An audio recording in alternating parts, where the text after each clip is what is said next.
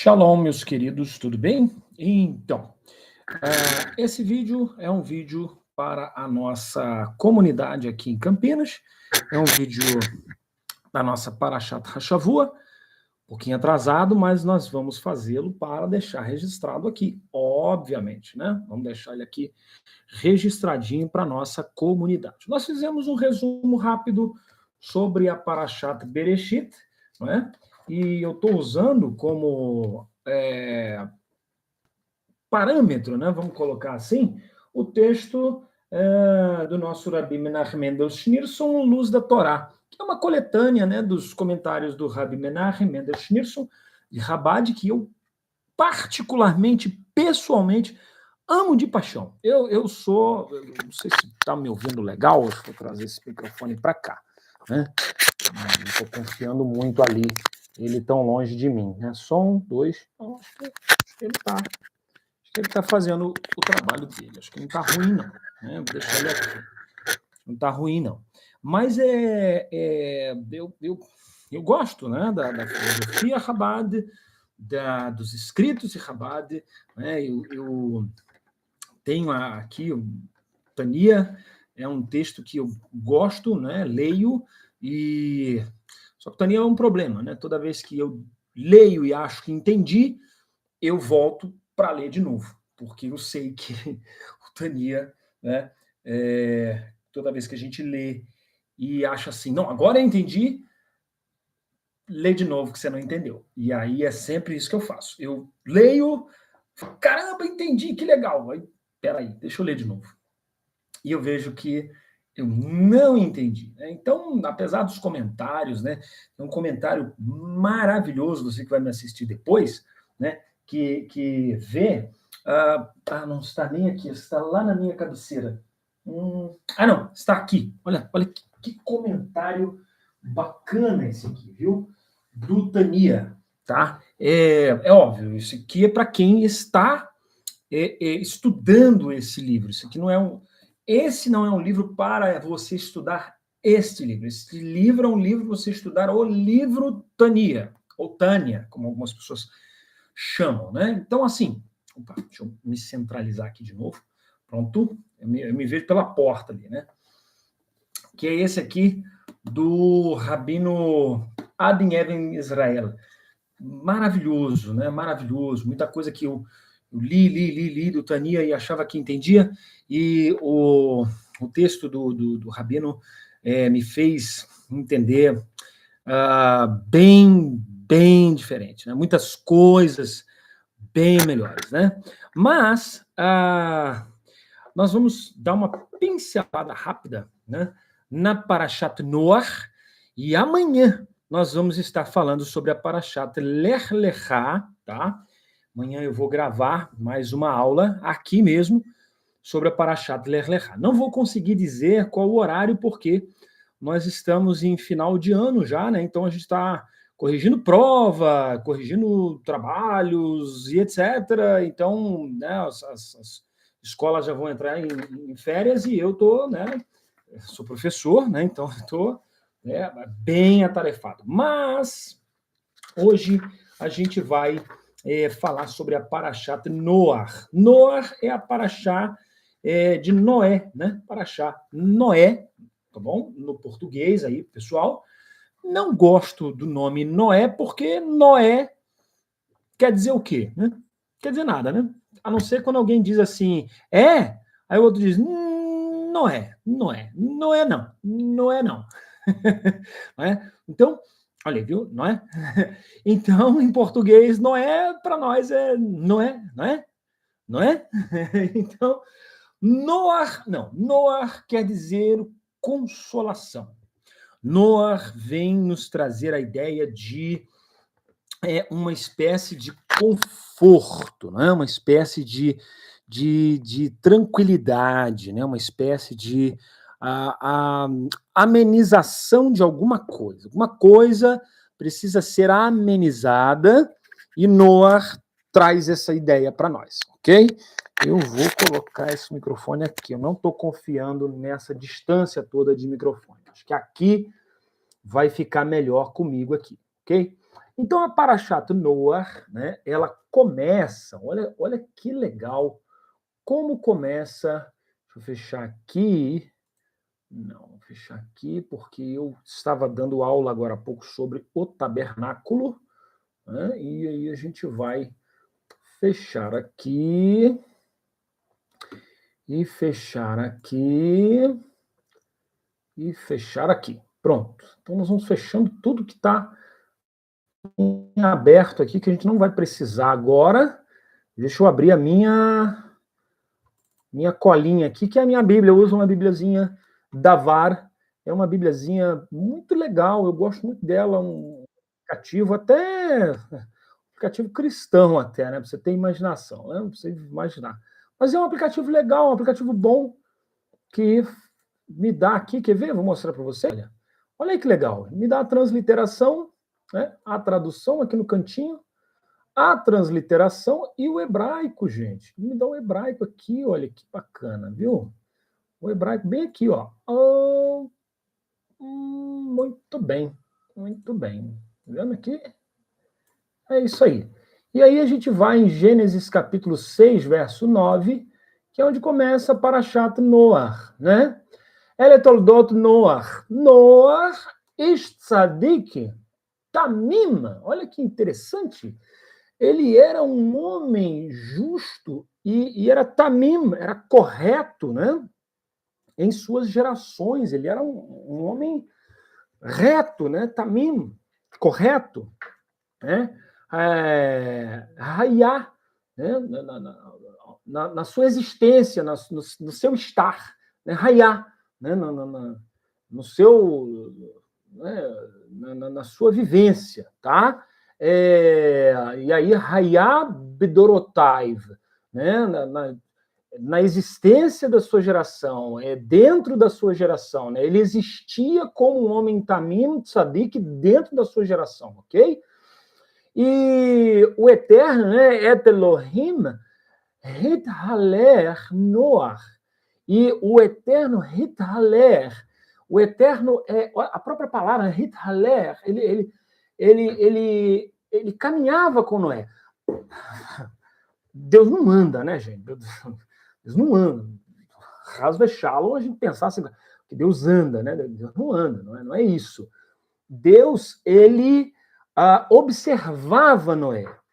Deus, até observar é um negócio meio complicado, né? Não é que ele ficava olhando, tomando conta. Olha que bacana, vamos ver, ó Noé, foi para lá, vem para cá. Não é isso. Noé era as coisas que Noé fazia. Deus levava em consideração. Essa é a ideia, tá? Deus andava com Noé. Não. Não é que ele andava de passos. Deus levava em consideração a vida de Noé. Por que o texto fala justamente disso? Porque o texto vai falar de destruição. O texto vai falar que Deus vai acabar com a raça humana. Deus vai extirpar a raça humana. Por quê? Porque existe um grupo de leis que não estão sendo observadas, né? Existe um grupo de leis que não estão sendo, como é que a gente diz? Guardadas, né? As pessoas não estão guardando as leis, né, que Deus deu a Adam Harishon. Então, como Deus deu leis a Adam Harishon, ou seja, a raça humana, né? Adam Harishon ali é a raça humana, não é que é um homem, um ser humano em específico, é a raça humana, ok? Então, assim, como Deus deu, né, uma lei à raça humana, ok? E a raça humana não está observando, né? Então Deus agora vai. Só botar um negócio aqui. Agora. Pronto. Então, Deus vai fazer o quê? Deus vai destruir todo mundo, né? Vai acabar com tudo. Não, vou destruir tudo, vou acabar com tudo. Não vou deixar pedra sobre pedra, como que se diz? De pé. E aí, olha que interessante, né? Olha que coisa bacana. A Bíblia vai dizer que Deus, então, vai andar com Noé. Não é o sentido de andar. É que, como Deus vai destruir a raça, Deus vai agora olhar para a raça e ele só encontra quem? Só encontra Noé. Só encontra Noé para quê? Para ele levar em consideração. Não é que ele só encontra Noé, é que ele, ao ver Noé, ele acaba entendendo e vendo que Noé era uma pessoa que ele podia levar em consideração. Eu posso levar esse Noé em consideração. Então, o que Noé fazia, né, entre aspas, atraía a atenção, vamos dizer assim, de Deus. Aqui quer dizer que Noé, eu estava fazendo outra coisa e falando aqui com vocês ao mesmo tempo. Noé era uma pessoa levada em consideração. Assim como, por exemplo, o Abel, né? Quando Caim, né, e Abel vão entregar oferendas a Deus, a gente viu rapidinho, né, na aula passada, a gente nem comentou sobre isso, só passou por cima, mas o Abel chamou, entre aspas, a atenção de Deus. Então, isso está acontecendo com o Noar também. O próprio texto está dizendo aqui, olha, a gente leu aqui agora, né? Ele toldot Noar, Noar ish tzadik tamim, haya bedorotaiv, et haelohim hithaler Noar. Ou seja, Noé, né? Estas, perdão, são as gerações de Noé. Noé era um tzadik, um homem justo, tamim, reto, né? Hayá Bedorotav, ou seja, dentro da sua geração, Hayá, no entorno da sua geração, Hayá, né? Ele está justo na sua geração. Tanto é que tem alguns comentaristas que dizem que se Noé nascesse na época de Abraão, Noé não passaria de um qualquer, né? Porque ele era justo só na geração dele, né? Mas tem outros que defendem Noé, mas não vem o caso, não vamos mexer com isso. Mas o que eu quero frisar aqui é que o texto diz Hithaler, Et Elohim Hithaler Noar. O eterno Adonai, o Elohim, aqui usa-se a palavra Elohim, né? Elohim andava com Noé. Não quer dizer que Deus andava, né? Que Deus tem perna, caminha. Não é isso. É que a vida de Noé era uma vida que para Deus chamava-lhe a atenção, né? Era interessante para Deus. Fazia sentido a vida de Noé para o Eterno. Então, a Parashat Noar, ela começa com isso aí. Por que eu estou falando da Parashat Noar? Porque foi a Parashat que nós acabamos de sair nesse ano de 5.786, né? Nosso ano do calendário judaico, né? 5.786. Deixa eu fechar um negócio aqui, pronto. E aí, o que acontece? Acontece que nós deixamos, né, passar, como diz o outro, deixamos passar batida essas duas parashiotas. Então, hoje a gente só está dando um resumo para a gente poder não perder, tá? Esse ano eu pretendo colocar todas as parashiotas aqui, né, para vocês, ok? E é isso mesmo, 5.786. Então, a Parashat Bereshit, nós já vimos a Parashat Noar. Agora vai falar sobre esse assunto interessante do Noé ser um homem justo na sua geração. O texto continua, né? Vai Oled Noar Shloshavanim et Shem et Ham ve et Yafet. Isso é interessante porque o texto diz que Noé, então, teve 3 filhos, né? Shloshavanim, né? 3 filhos. E ele diz et Shem, et Ham, ve et Yafet. Ou seja, o texto hebraico usa essa partícula aqui, ó, et, 3 vezes. Et Shem, et Ham, e ve et Yafet.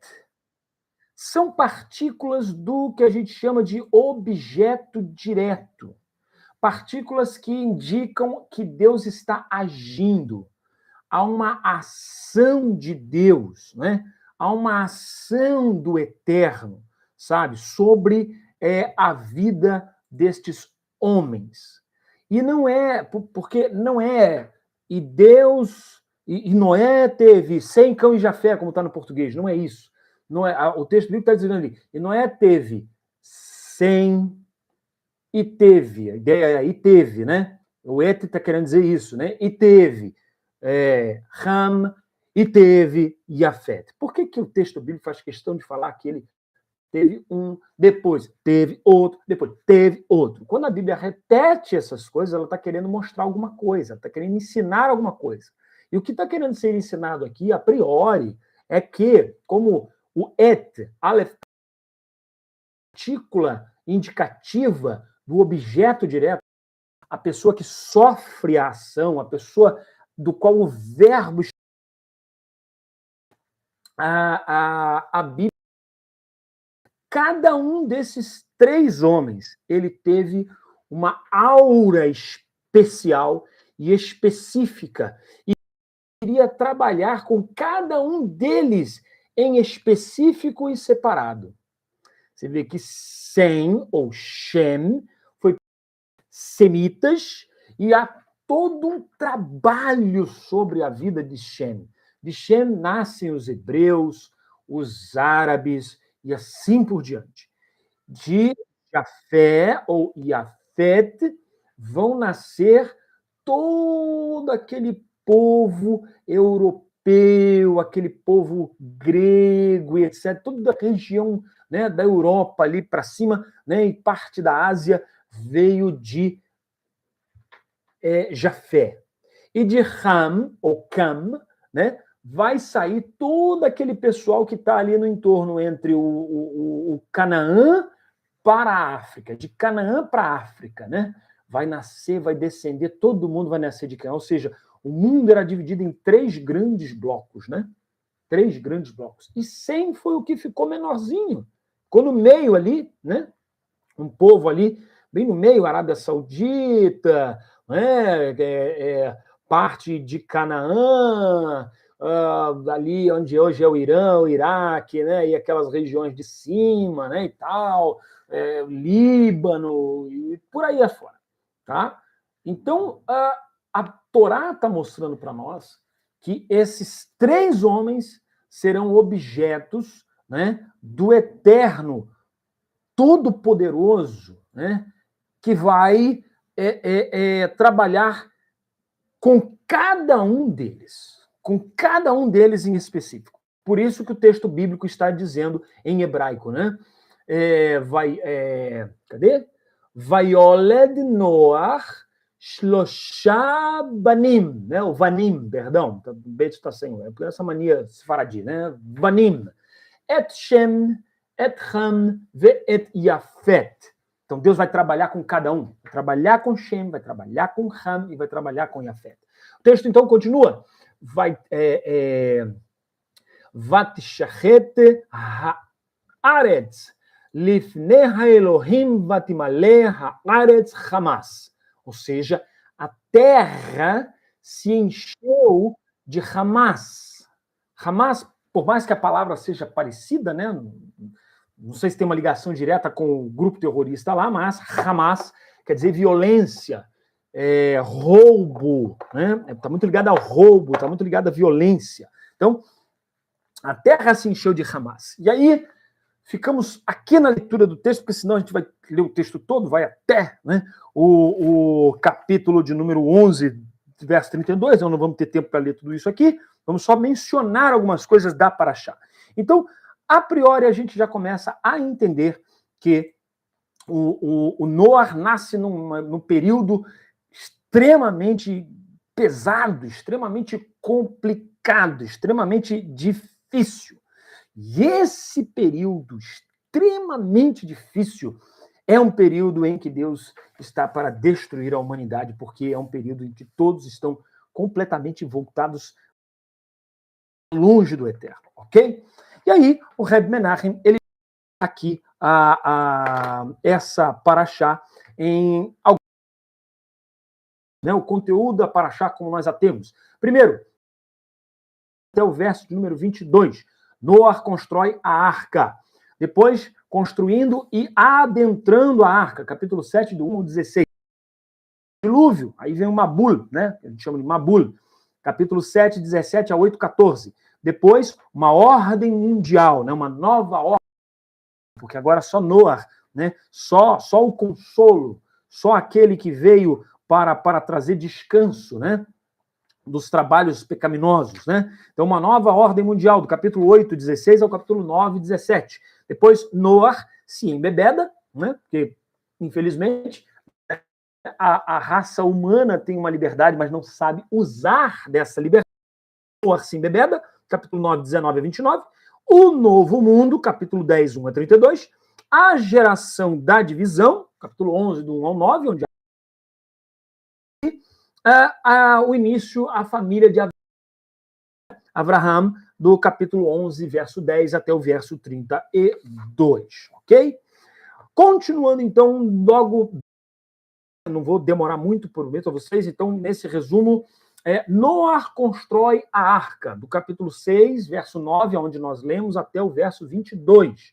Diz aqui o nosso rabino, né, o nosso Rebbe, o Altíssimo viu que toda a terra estava comprometida, ou corrompida, perdão, e por isso ordena a Noar, membro da 10ª geração da humanidade, e único justo em sua geração, que construa a arca por meio da qual ele e seus familiares mais próximos, representantes de todo o reino animal, serão salvos de um dilúvio que inundará o mundo. Eu acho muito interessante isso, porque Deus vai purificar um mundo que está corrompido pelo pecado do homem. O homem recebeu um poder maravilhoso da parte de Deus, que é a imagem e semelhança. A imagem e semelhança. A imagem e semelhança de Deus no homem. É a capacidade de raciocinar, de imaginar, de pensar, de dominar, de fazer coisas, né? E aí o que o homem faz? O homem se utiliza dessa capacidade de domínio para realmente dominar de uma forma despótica, de uma forma maligna. E ele não leva em consideração o seu semelhante. O problema maior aqui é o semelhante, porque o homem está querendo dominar não só os animais, mas dominar aqueles que também deveriam dominar. Então, assim, o homem deveria dominar a natureza e não dominar o semelhante, e não dominar o próximo. O próximo deveria ter a liberdade de escolher o seu lugar de viver, né, por ordem de chegada, e assim, a partir daí, ter a sua vida e etc. Mas o ser humano começou a querer dominar um ao outro. E isso não foi bom aos olhos de Deus. Isso não ficou interessante, porque o homem, com essa questão de domínio, começou a exercer da força. Exercendo da força, ele começou, então, a matar o seu semelhante, que é um dos piores pecados, né, que nós temos, que é matar o semelhante por questão de opinião. Eu mando. Não, você não manda em mim, eu sou livre. Na minha casa quem manda sou eu e tal. Não, então eu vou matar você, vou prender você, vou fazer com você, vou alguma coisa. Então o homem começou a querer afetar a liberdade do outro. E ao tentar afetar a liberdade do outro, isso mexeu com o humor de Deus. Né? Estou falando de uma forma bem infantil, para a gente poder entender aqui. Então isso mexeu com o humor de Deus. Por quê? Porque a terra se encheu de Hamas, violência. A violência aqui não está sendo tratada de um homem contra um animal. Eu vou matar um animal para comer. Não. Não é isso que a Bíblia está querendo induzir-nos a pensar. A Bíblia está mostrando que a terra se encheu de Hamas, ou seja, se encheu de violência do homem para com outro homem.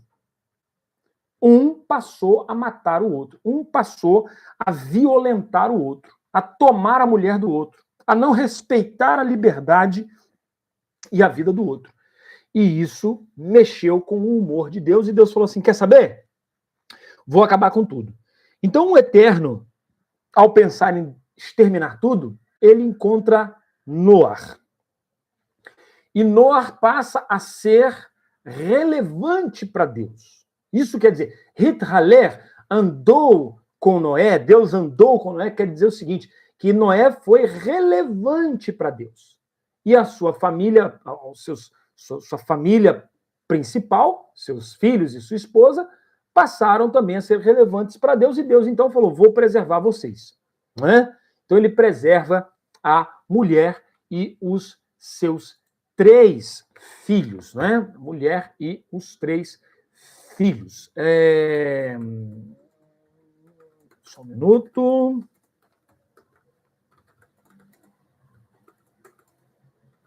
Aqui.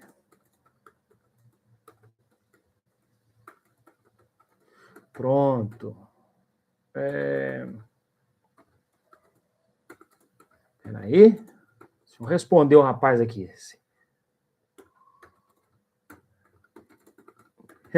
Sozinho, né? A gente fica sozinho, a gente tem que fazer tudo, né?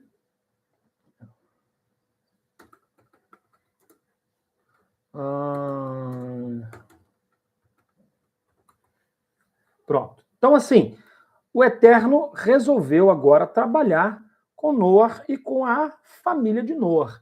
Lembrando sempre, tá, que, na verdade, como a gente falou, né, Deus veio trabalhando com Adam Harishon, deu leis a Adam Harishon.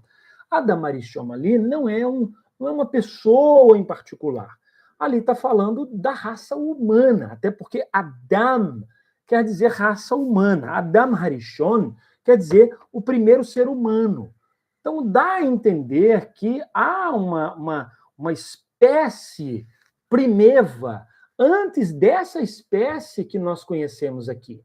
E, cientificamente falando, nós sabemos disso, nós estamos vendo isso. Tem seres nos museus que a gente vê de seres humanos diferentes de nós, bem rústicos.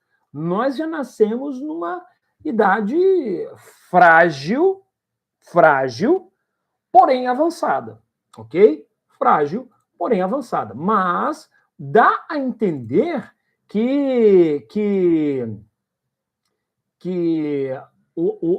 como é que a gente diz? O ser humano, né? Ele tinha um ser humano primeiro, que a gente chama de Adam Harishon. A Torá chama de Adam Harishon. Então, quando a gente fala aqui que Deus olhou para Noar e sua família, a gente está falando, não é que é um ser humano apenas, a gente também está olhando para a Torá e vendo que é uma mensagem. Né? Noar quer dizer descanso, alívio, reconforto, tranquilidade. Então está querendo mostrar que a terra estava agitada pelo Hamas, agitada pela luta, pelo roubo, né? Hamas tem muito ligado a roubo, mas o roubo de quê? O roubo da paz, o roubo da integridade, o roubo da humanidade mesmo. Os seres humanos, eles não estavam na qualidade de seres humanos. Estavam assim como verdadeiros animais. E se continuasse assim, toda a raça declinaria, né? Para se tornar realmente, né? Como é que a gente diz? Se tornar realmente uma raça completamente desumana, completamente longe de humanidade. Né? Então Deus teve que intervir, Deus falou assim, eu vou intervir nisso aqui. E o que ele faz? Ele chama Noar. Então ele chama o quê? O descanso. Ele desacelera. Há um momento de desaceleração desses roubos, dessa maldade, né? Porque os seres humanos estavam agitados, cansados. Chegou um momento que a raça se enfadou, né? Então vem da raiz noar, né? Repouso, né? Linur, né? De repousar, de descansar, né? Como o texto, né, vai falar que o pai dele chamou o nome dele de Noar, né? Dizendo, este nos consolará, Yenachameno, né? Ele vai nos dar um repouso, ou seja, a partir dele, a partir desse momento da humanidade, não estou falando de uma pessoa, estou falando de um momento da humanidade. A partir deste momento da humanidade, a humanidade vai entrar num consenso, vai haver um consenso, né? A interpretação bíblica é essa, vai haver um consenso. As pessoas né, que estavam muito carnais, elas vão voltar à espiritualidade. Por quê? Porque Noah, Deus está andando com Noah. Hithaler, Deus está andando com Noah. O que quer dizer isso? Quer dizer que Deus está andando com esse descanso, Deus está andando com essa consciência de vamos voltar a cuidar uns dos outros. Então, há um momento na raça em que as pessoas começaram voltaram a se importar uns com os outros. Entendeu? As famílias se olharam e disseram, peraí, por isso que a gente tem Jafé lá para cima, Europa e tal, querendo dizer o quê? Que o grupo X se uniu, também se uniu, o grupo tal também se uniu, de união, uma espécie de união. As pessoas pararam de farinha pouca, meu pirão primeiro, sabe? Então, as pessoas começaram entendeu? E isso vai nos levar a Mabul, vai nos levar ao dilúvio, a metáfora do dilúvio aqui, ok? Então, assim, Noah é descanso. Shem, que é o primeiro filho, fala de nome, renome ou identidade. A raça humana que estava indo de mal a pior, perdendo a identidade, em Noah, peraí, nós não somos bicho, nós somos gente. Vamos voltar a ser gente. Então há um renome, há uma volta de identidade. O nome é identidade, né? Então, as pessoas voltaram a ter o quê? A glória de Deus de novo, que é o quê no homem? A imagem e semelhança, né? Voltaram a ter o nome. O nome. E qual é o nome mais importante? O nome de Deus, né? Shem, ou Hashem, né? O nome. Então, quando o homem volta para o seu lugar de origem, ele volta a ser humano. Eu acho interessante porque todas as tradições religiosas, elas têm essa visão que o homem caiu em um determinado momento, e se ele caiu, ele era o ser humano. Se ele caiu, ele deixou de ser humano. Então ele virou alguma coisa que não é humano. Então ele caiu. Aí agora, olha que interessante, as religiões, todas elas, não vou entrar em detalhes, mas todas elas buscam um meio, seja internamente o ser humano, ou através de algum personagem, para que esse personagem, esse Messias, esse Mashiach, esse iluminado, esse Buda, esse alguma coisa, os traga de volta. Faça com que eles retornem a ser seres humanos. Ou seja, eles retornem a ter a latente e visível essa imagem e semelhança de Deus neles mesmos, né? Que é justamente, né, o nome de Deus, a assinatura de Deus visível no homem, né? Já o nome Ram, né? Ram quer dizer quente, ardente, fervoroso, né? O Ram simboliza o quê? Ali a energia vital da carne, ou seja, trazer o nome de novo para a carne, ok? Ram, claro, representa impulsividade, né? As coisas, a materialidade, mas como está na mesma família, a ideia é de trazer de volta o nome, né, para o mundo, para as coisas materiais, e assim elevar essa coisa carnal para o eterno, ok? E, por fim, a gente tem Yafet, né? Yafet vem de Yafé, que quer dizer, ou Yafá, que quer dizer beleza, né? Aquilo que vai além do padrão.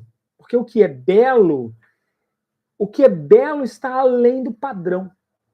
Então é a amplitude, né? A beleza, ela amplia. A coisa já está normal, né? Todo mundo normal, todo mundo legal, não é feio, mas também não dá.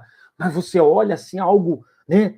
bonito, belo, uma criancinha que é bela, nossa, que gracinha, por quê? Ela extrapolou o padrão. A beleza extrapola, né? Beleza, ela vai além, né? E a fé, né, quer dizer isso, yefet, né? Ela começa no padrão e extrapola o padrão, ok? Vem de Iafá, não, Iafá, né? Iafá, quer dizer, veio no padrão, mas extrapolou. Iafá, foi além, ok? E aí, olha que coisa bacana, né? A ideia é que essa geração agora, ela é responsável por trazer essa beleza de Deus de novo no mundo, você vê que vai começar tudo de novo, então são eles os responsáveis de trazer Deus de volta para o centro das atenções, e eles são responsáveis por extrapolar, entendeu? Extrapolar, ou seja, e a fé, ele é a beleza, então ele vai extrapolar de ram, do quente, do carnal, vai extrapolar, né?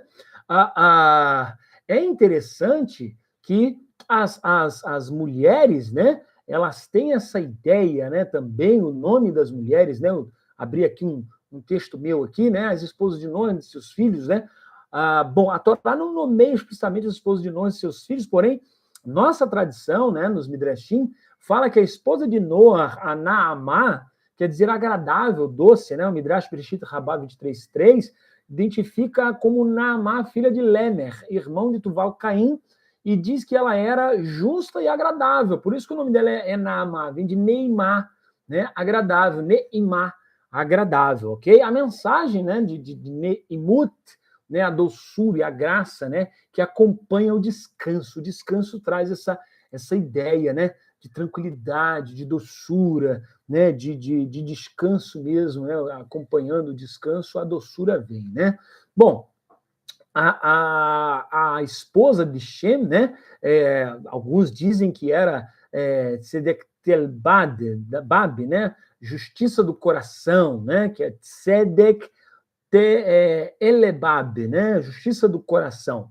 E a esposa de Ram, a tradição identifica ela como Na Elatamauk, né, compaixão, ternura. E a esposa de Yafet, Adat Anezes, ou seja, ornamento de beleza, né? Então, olha que legal, né? Shem, justiça e pureza moral. Ram, emoção e sentimento bom, né? E Yafet, beleza estética. Opa, aí que uma abelha aqui. Eu vou rapidinho, só para eu matar a abelha aqui, senão a abelha vai me comer vivo aqui. Só um minuto.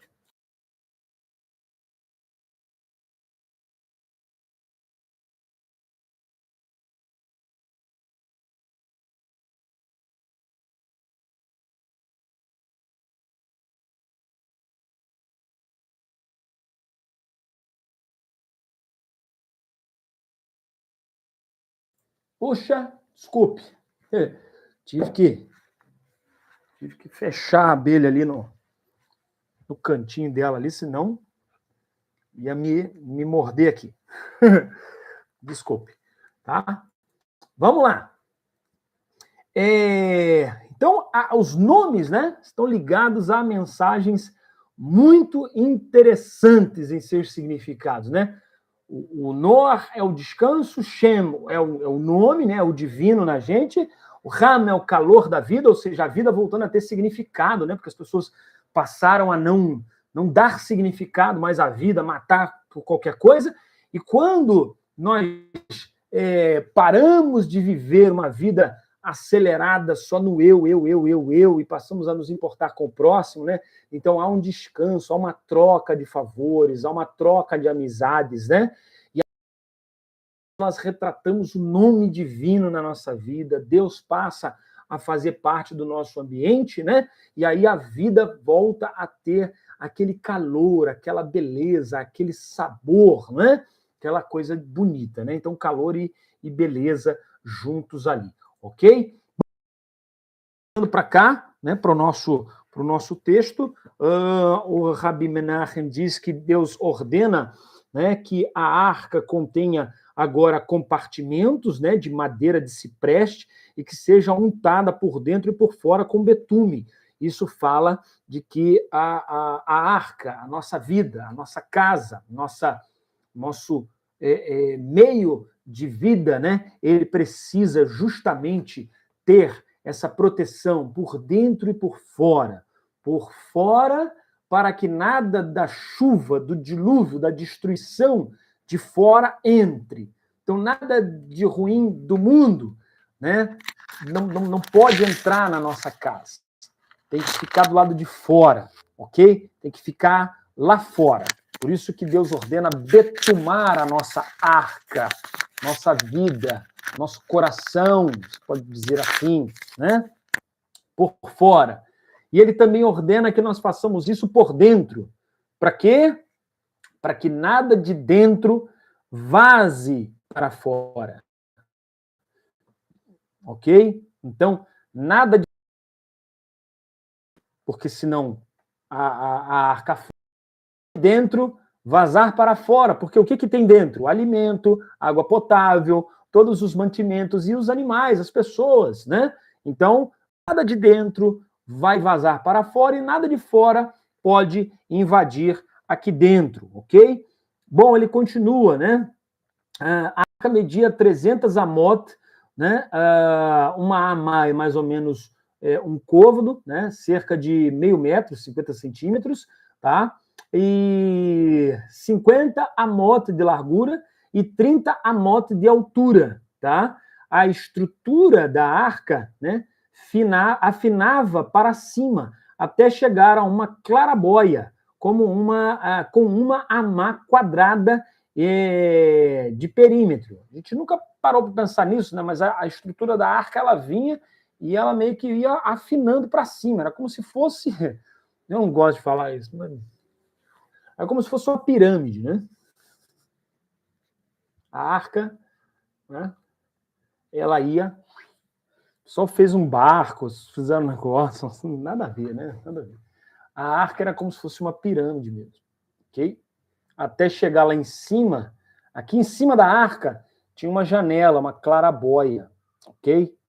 Então, né, vamos entrar nesse assunto aqui hoje, mas só para vocês já ficarem meio malucos aí, ok?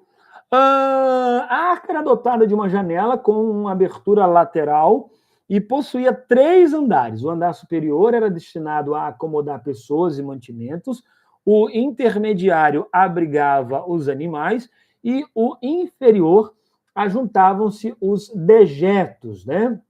Deus ordenou a Noé que suprisse a arca com víveres para uma longa permanência em clausura. Então, além dos animais, ainda teve que trazer mantimento, teve que trazer comida, porque eles iam passar muito tempo ali dentro e eles iam precisar comer. Bom, eles agora então vão construir a arca. Lembra disso? Então, levou muito tempo para a arca ser construída. 120 anos. 120 anos. Por quê? Porque é o que o texto bíblico vai dizer. Né? O texto bíblico vai dizer, capítulo 7. Deixa eu ver aqui, viu a terra, então disse a Noé. Aqui, verso 13 aqui, do capítulo aqui em português, para vocês lerem, está dizendo assim, ó, então disse Deus a Noé, o fim de toda a carne é vindo perante a minha face, porque a terra está cheia da violência, do Hamas, né? Está cheia de Hamas, no texto hebraico aqui. E eis que desfarei na terra. Né? Faz para ti a arca de madeira de gofer e farás compartimentos na arca e betumarás. Então, no capítulo 7, né, do verso 1, Senhor a Noé, entra tu e toda a tua casa na arca, porque te hei visto justo diante de mim nessa geração. E todo animal limpo, né, trarás para ti e tal. Acho que é antes um pouquinho, capítulo 5. O capítulo 5, Deus vai dizer quanto tempo, né, ele vai deixar a geração dos homens vivos. Dias de Cainã, Jared, andou Enoque, deixa eu ver aqui. Não, cadê? Só um minuto. Vou voltar para o 7 aqui. Todo animal limpo. No ano 600 da vida de Noé, primeiros dias romperam-se as fontes. Aqui na mão. Chamou seu nome Noé, viveu Lameque. Não, quando Deus diz o fim de toda a carne, acho que é 6 primeiro mesmo. Peraí, eu estou passando direto. Aconteceu como os homens e tal. Viram os filhos dos homens, aquela coisa toda, então Deus contenderá aqui mesmo. Não contenderá. Então disse o Senhor, não contenderá o meu espírito para si, também é carne. Porém, os seus 120 anos, Deus não mente. Tem gente que vive 124, tem gente que vive 70. Ora, 70 ou 120? Alguns interpretam esse texto dizendo que são 120 anos, viver até 120 anos. Coisa que eu vejo que, na verdade, tem gente que vive 124, 127, né, 120 e pouco. Na própria gente que viveu aqui, ó, Abraão, depois disso aqui, viveu... Tera viveu 205 anos. Então, assim, Deus não mente. Se fosse uma média, né? Ah, não, então os homens aqui viveriam entre 120, de 130 para baixo, para dar uma média de 120. Mas não, tem homens vivendo 200, tem homens vivendo 300, né? Então aqui não está falando de que o ser humano em particular vai viver 120 anos, cada um de nós, ou menos, ou mais pouquinha coisa. Está falando que os dias dessa raça humana decaída ali serão 120 anos, ok? Então, a partir de algum momento, Deus começou a contar 120 anos. Provavelmente, 100 anos da construção da arca e 20 anos antes que Deus deve ter conversado com Noé. Começou com Noé, 20 anos, falou, Noé, tal, a parada é essa, e eu vou destruir todo mundo. Constrói a arca. Então, em 20 anos, Deus conversou com Noé. Quando fechou 20 anos, Deus disse, agora constrói. E Noé levou 100 anos construindo a arca. E aí, diz o texto bíblico que veio o dilúvio. Mas por quê? Porque aquela geração da qual nós estamos conversando, geração cheia de Hamas, é a geração pela qual Deus decretou 120 anos de vida e ponto final, ok?